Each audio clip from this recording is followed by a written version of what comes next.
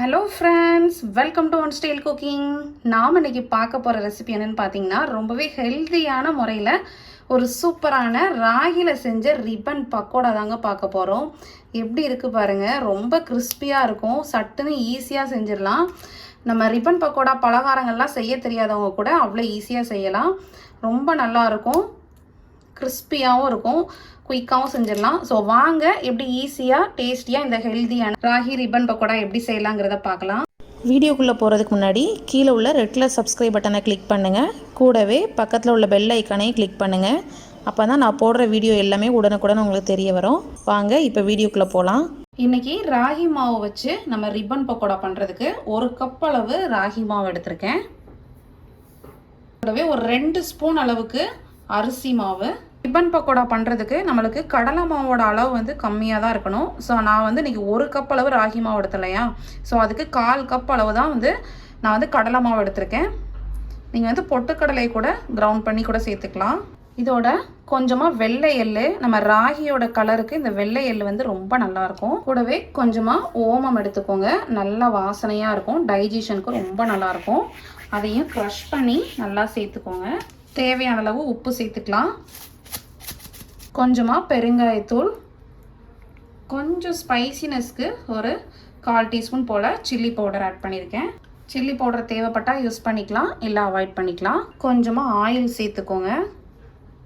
சூடாக இருக்கிற ஆயில் தான் சேர்க்கணும்னு இல்லை, நம்ம பச்சையாக இருக்கிறத கூட சேர்த்துக்கலாம். இப்போ வந்து இதெல்லாம் சேர்த்து நல்லா ஒன்று சேர மிக்ஸ் பண்ணிக்கணும்.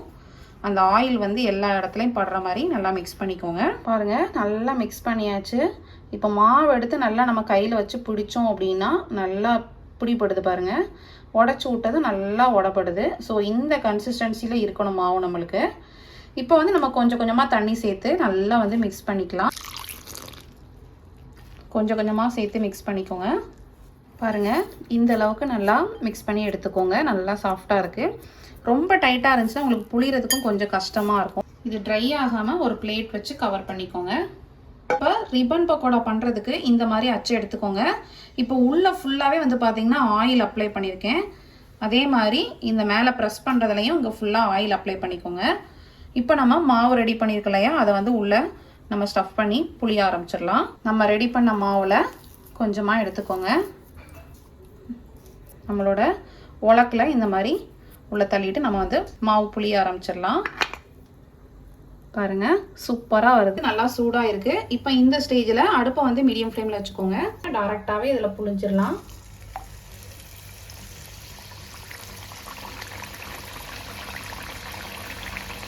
புளியறதுக்கு எந்த கஷ்டமும் இல்லைங்க, நல்லா ஈஸியாகவே இருக்குது. அது மட்டும் இல்லாமல் புளிஞ்சு எடுத்த உடனே வந்து பார்த்திங்கன்னா இது வந்து நம்ம உடனே மாற்றி போடக்கூடாது. கொஞ்சம் நல்லா குக் ஆனதுக்கப்புறம் நம்ம மாற்றி போட்டுக்கலாம். நம்மளோட இந்த ராகி ரிப்பன் பக்கோடாவை பொறுத்த மட்டும் நம்மளுக்கு வந்து கலர் வந்து சேஞ்ச் ஆகிறது வந்து ரொம்ப தெரியாது. நம்ம எந்த ஸ்டேஜில் எடுக்கணும்னு பார்த்தீங்க அப்படின்னா, இந்த மாதிரி நமக்கு வந்து சலசலப்பு இருக்கு இல்லையா, ஸோ இது வந்து கொஞ்சம் அடங்கினதுக்கப்புறம் நம்ம வந்து எடுக்க ஆரம்பிச்சிடலாம். இப்போ பாருங்கள், சலசலப்பெல்லாம் நல்லா குறைஞ்சிருக்கிறது தெரியும் உங்களுக்கு. இப்போ இந்த ஸ்டேஜில் நம்ம இந்த ராகி ரிப்பன் பக்கோடாவை எடுத்துடலாம். இதே மாதிரியே நம்ம எல்லா மாவையும் இந்த மாதிரி புழிஞ்சு எடுத்துக்கலாம். பாருங்கள், ரிப்பன் பக்கோடா எல்லாமே நல்லா ஃப்ரை பண்ணி எடுத்தாச்சு. நம்ம எடுத்த 1 கப் ராகி மாவுக்கு எந்த அளவு குவான்டிட்டி கிடச்சிருக்கு பாருங்கள். ஸோ இப்போ வந்து இதையெல்லாம் நல்லா ஒன்றா சேர்ந்து க்ரஷ் பண்ணிக்கலாம். நல்லா க்ரஷ் ஆகிடுச்சு. அந்த சலசலப்பு சவுண்டு உங்களுக்கு நல்லாவே தெரியும், ரொம்ப சூப்பராக இருக்கும். நம்ம போட்ட அந்த வெள்ளை எள்ளுமே வந்து நல்லா நம்மளுக்கு கான்ட்ராஸ்டாக இருக்குது பாருங்கள். ரொம்பவே சூப்பரான டேஸ்டான நம்மளோட ரிப்பன் பக்கோடா ரெடி ஆகிடுச்சு. கண்டிப்பாக நீங்களும் வீட்டில் இந்த ரெசிபி செஞ்சு பாருங்கள். இந்த ரெசிபி உங்களுக்கும் ரொம்ப பிடிக்கும்னு நினைக்கிறேன். இந்த ரெசிபி செஞ்சு பார்த்துட்டு கண்டிப்பாக உங்களோட ஃபீட்பேக் அண்ட் கமெண்ட்ஸையும் கமெண்ட் பாக்ஸில் தெரிவிங்க. நெக்ஸ்ட் ஒரு சூப்பரான ஒரு இன்ட்ரெஸ்டிங்கான ஒரு தீபாவளி ரெசிபியோட மீட் பண்ணுறேன். தேங்க்யூ, பாய்.